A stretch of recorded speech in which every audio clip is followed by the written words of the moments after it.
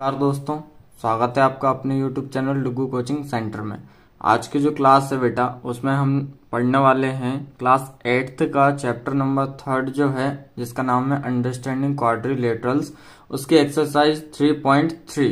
ठीक है, इससे पहले जो क्लास हुई थी मैंने आपको उसमें जो आपका चैप्टर है 3rd उसका इंट्रोडक्शन की क्लास प्लस 3.1 और 3.2 कंप्लीट करवा दिए।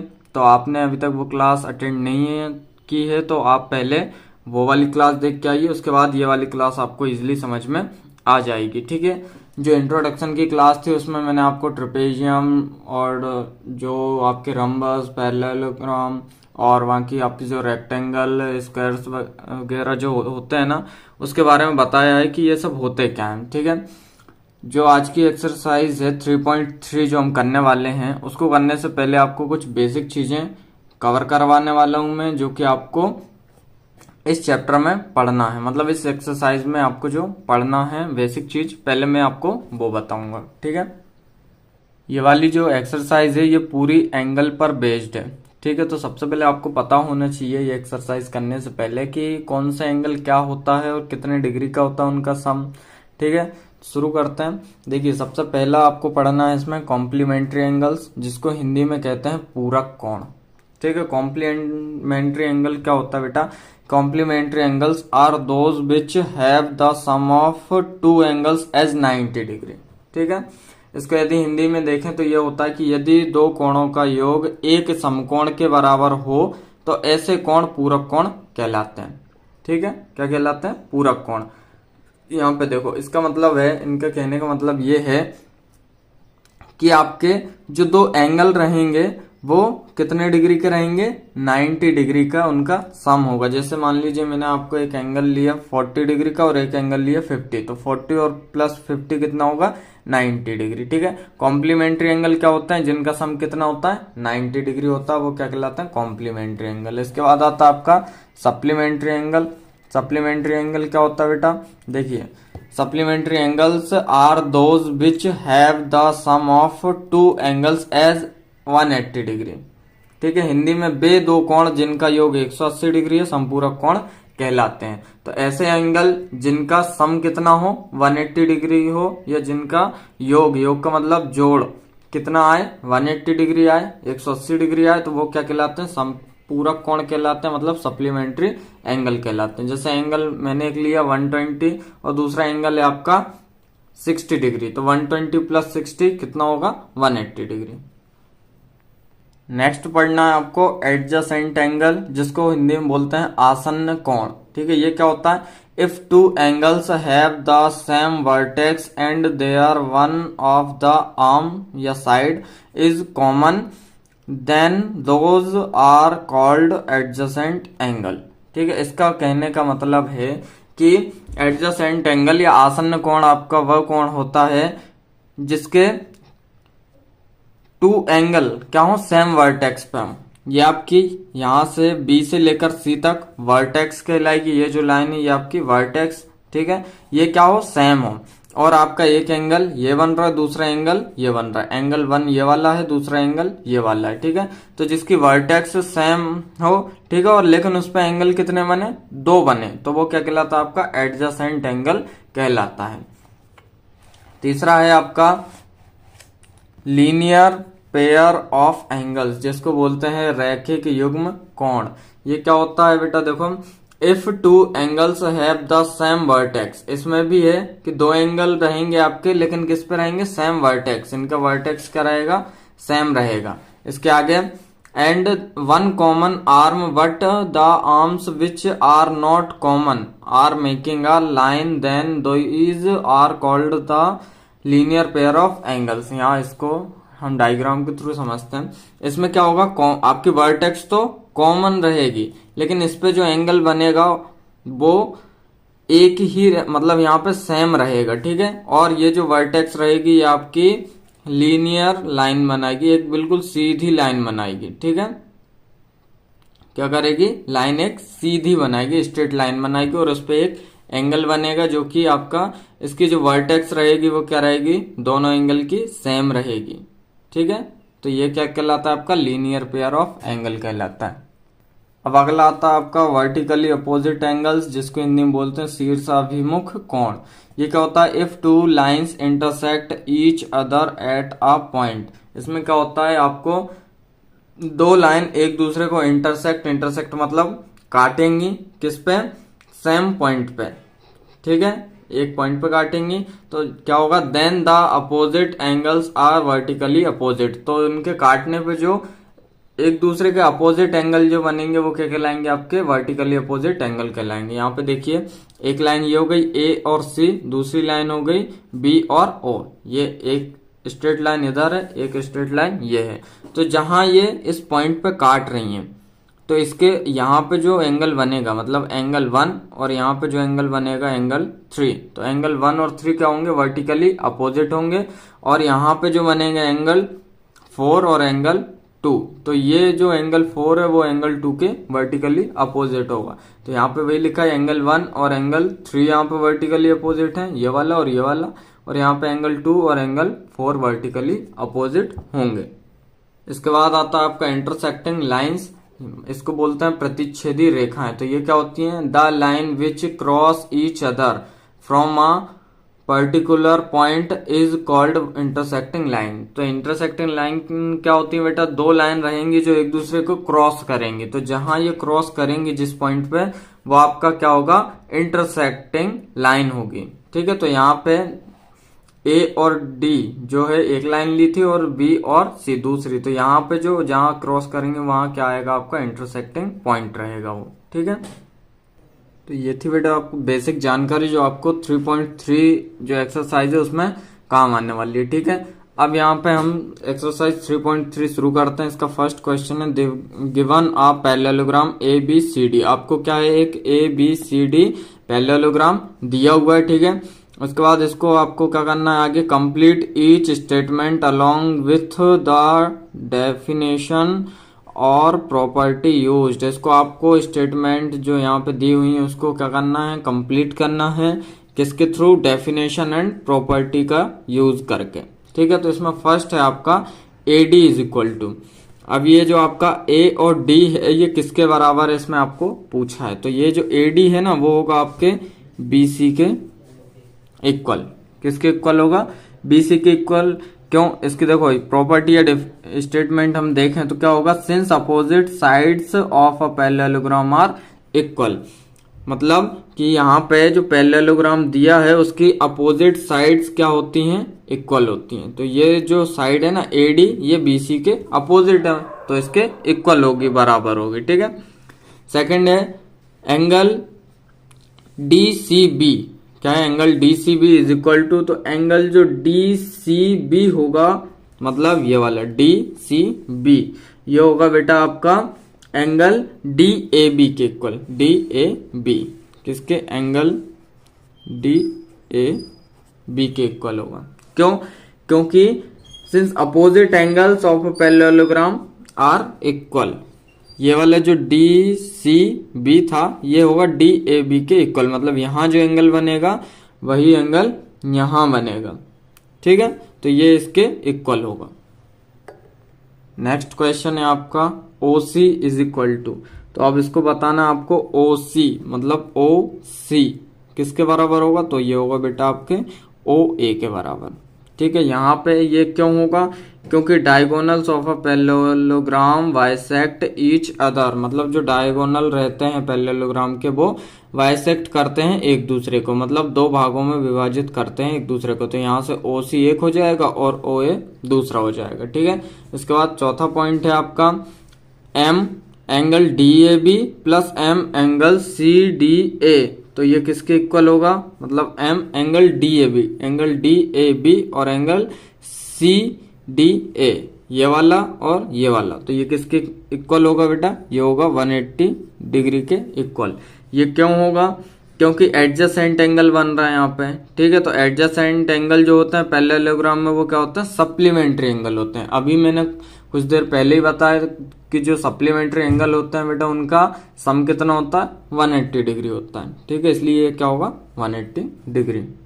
क्वेश्चन नंबर सेकंड है आपका, consider the following parallelograms, find the values of the unknowns X Y Z. अब यहाँ पे आपको कुछ पैरेललोग्राम दिए हुए हैं नीचे, ठीक है। यहाँ पे 5 आपको पैरेललोग्राम के फिगर दिए हुए हैं। इनमें आपको एक्स वाई और जेड की वैल्यू फाइंड करनी है, ठीक है। तो सबसे पहला वाला देखते हैं। तो यहाँ पे ये आपको फिगर दिया ए बी सी डी, ठीक है। इसमें जेड वाई और एक्स, मतलब एक्स वाई जेड की वैल्यू निकालनी है। और इसमें एंगल जो बी दिया है ये आपका 100 डिग्री का दिया हुआ है। तो सबसे पहले हम लिख सकते हैं कि आपका जो angle B plus angle C है ये होगा 180 डिग्री के इक्वल। क्यों होगा? क्योंकि अभी हमने पीछे पढ़ा है यहाँ पे एंगल बी और सी कौन सा एंगल बना रहा है बेटा? सप्लीमेंट्री एंगल बना रहा है। कौन सा? सप्लीमेंट्री। तो यहाँ पे हम रीजन दे सकते हैं कि एडजेसेंट एंगल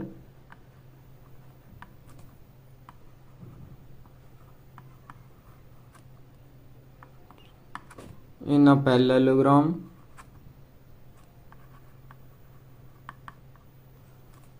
are supplementary।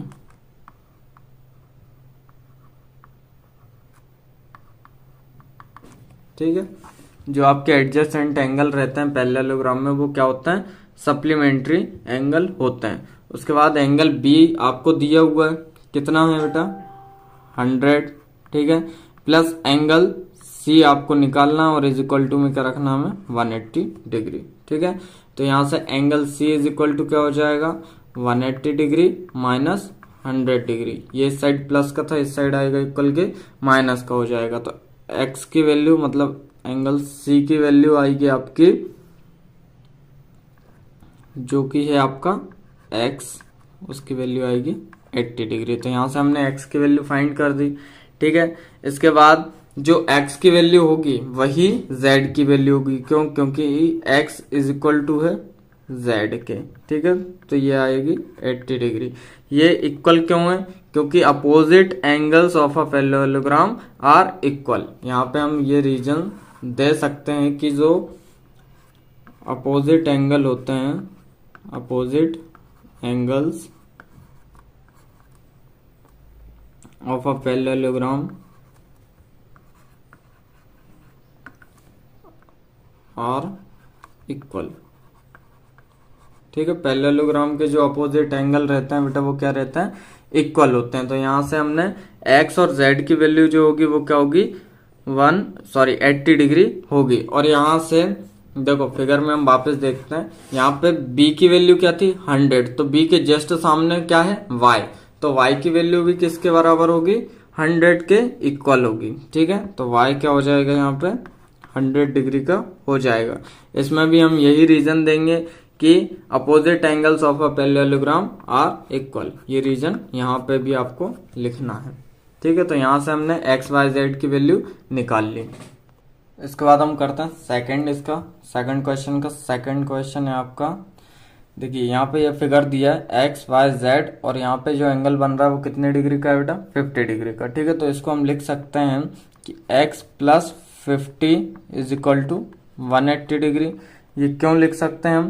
क्योंकि एडजेसेंट एंगल जो होते हैं पैरेललोग्राम के वो क्या होते हैं? Supplementary angle. तो यहाँ पे x और 50 जो है आपका एडजेसेंट एंगल है। यहाँ पे हमें रीजन देना है कि एडजेसेंट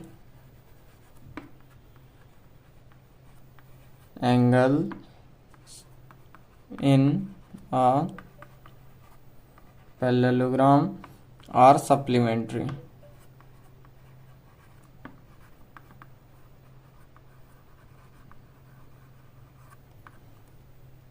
ठीक है। एडजेसेंट एंगल क्या होते हैं पैरेललोग्राम के? सप्लीमेंट्री होते हैं। तो यहाँ पे x की वैल्यू क्या होगी? x तो आपका सेम रहेगा, ठीक है, इज इक्वल टू 180, ये साइड प्लस में 50 इस साइड आएगा माइनस का 50 हो जाएगा। तो आगे यहाँ पे x की वैल्यू क्या आ जाएगी? जब 180 में से 50 माइनस करेंगे तो बेटे कितना आएगा? 130 डिग्री। तो यहाँ से x की वैल्यू निकल आई, कितनी होगी x की वैल्यू? 130 डिग्री होगी, ठीक है। उसके बाद जो x की वैल्यू होगी वही क्या होगी आपकी? z की वैल्यू होगी। क्यों? क्योंकि x और z क्या हो रहा है यहाँ पे? करस्पॉन्डिंग एंगल बना रहे हैं, ठीक है। तो z इक्वल होगा x के, मतलब कितना आएगा इनका 130 डिग्री आएगा। यहाँ पे हमें रीज़न देना है क्योंकि ये क्या बना रहे हैं बेटा, करस्पॉन्डिंग एंगल बना रहे हैं।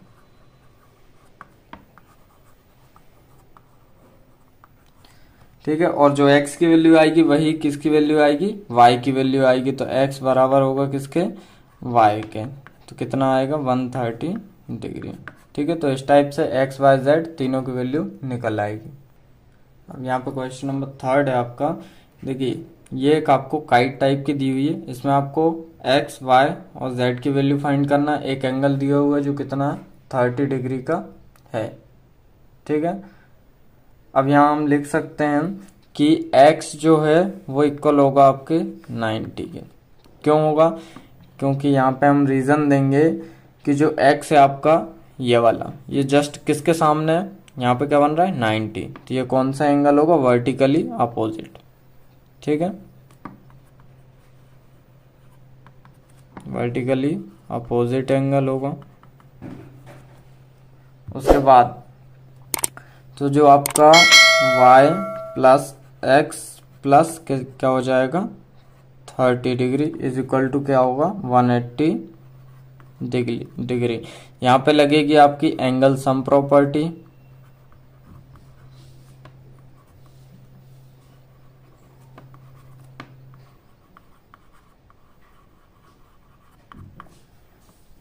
Of a triangle. ठीक है, यहाँ पे बता देता हूँ क्यों, क्योंकि यदि हम इस फिगर को यहाँ से ये y x और ये 30 डिग्री को देखें, यदि ये वाला पोर्शन देखें तो ये किस टाइप का बन रहा है, यहाँ से ये और ये यहाँ पे बन रहा है आपका x y और 30 डिग्री। तो ये क्या है आपका एक ट्राइंगल बन रहा है। यहाँ पे क्या बन रहा है ट्राइंगल। तो हम लिख सकते हैं कि y plus X plus 30 degree is equal to 180, क्योंकि हमने यहाँ पे लगाई angle sum property of a triangle. तो जब इनकी जगह हम y प्लस x की वैल्यू अभी हमने यहाँ पे निकाली क्या 90, तो वो पुट करेंगे, प्लस 30 इज इक्वल टू हो जाएगा 180 डिग्री। तो y प्लस 90 प्लस 30 कितना होगा बेटा 120 degree is equal to 180 degree. ठीक है, तो y इज इक्वल टू 180, ये साइड प्लस का था, इक्वल किस साइड आएगा माइनस का 120 डिग्री। तो y की वैल्यू क्या आ जाएगी 60 डिग्री। ठीक है, y कितना आएगा 60 डिग्री। तो इसकी वैल्यू आ गई 60। अब जब y की वैल्यू 60 आ गई तो हम लिख सकते हैं कि y is equal to z is equal to 60। तो जो y की वैल्यू है वही क्या होगी z की वैल्यू होगी। क्यों होगी, क्योंकि यहाँ पे जो y और z है, y इस साइड यहाँ पे बन रहा है, z यहाँ पे बन रहा है, तो ये एक दूसरे क्या है अल्टरनेट एंगल्स हैं। क्या हैं अल्टरनेट एंगल्स।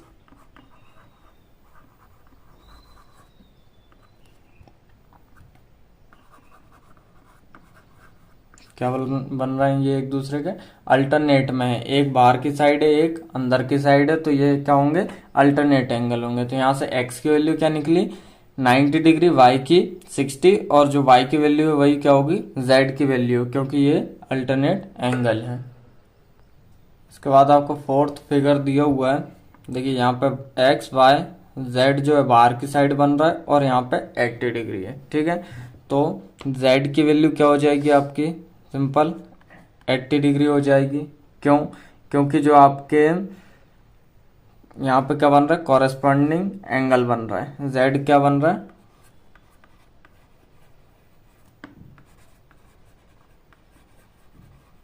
कॉरेस्पॉन्डिंग एंगल है।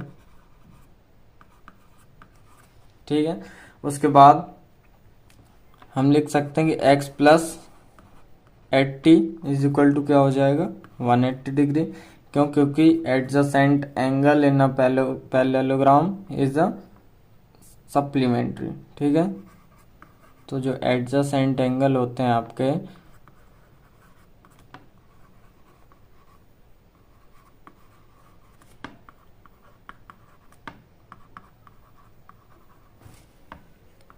Is supplementary.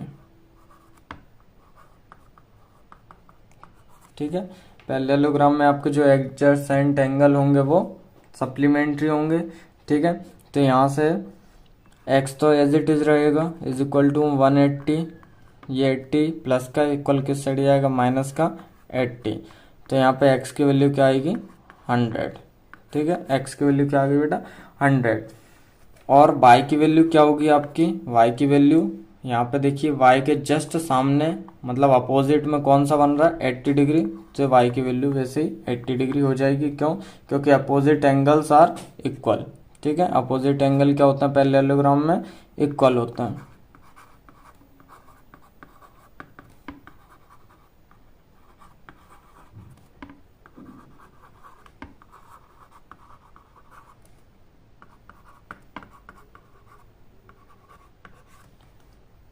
ठीक है, ठीक है। अब फिफ्थ वाला फिगर देखते हैं। इसमें आपको एक्स वाई और यहाँ पे बन रहा है आपका 40 डिग्री का एंगल, और यहाँ पे जेड और वाई के जस्ट अपोजिट में क्या दिया है, 112 डिग्री का एंगल दिया हुआ है, ठीक है। तो वाई की वैल्यू तो हम यहीं से निकाल सकते हैं, लिख सकते हैं Y is equal to 112 degree, ठीक है। इसको हम क्या बोलेंगे कि ये अपोजिट एंगल है, ठीक है।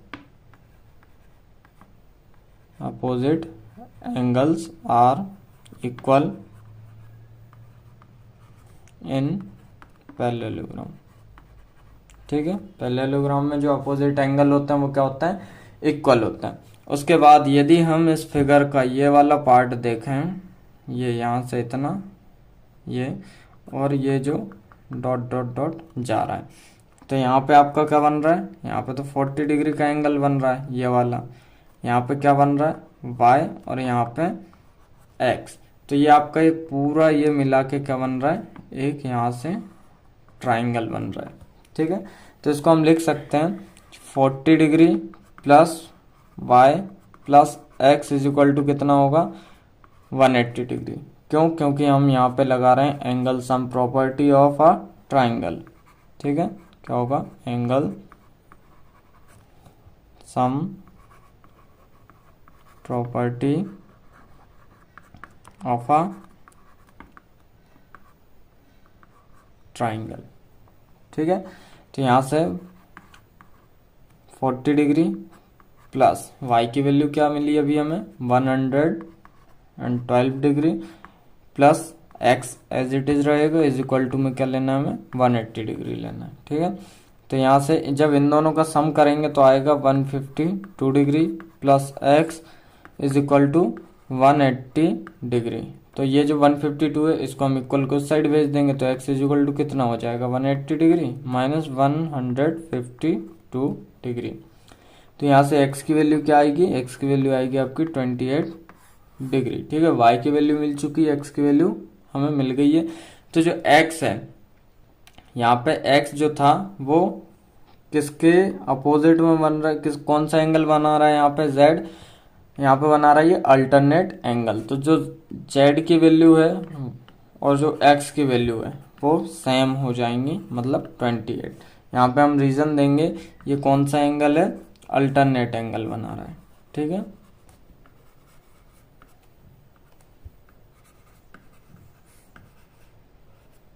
यहाँ पे ये अल्टरनेट एंगल्स बना रहे हैं।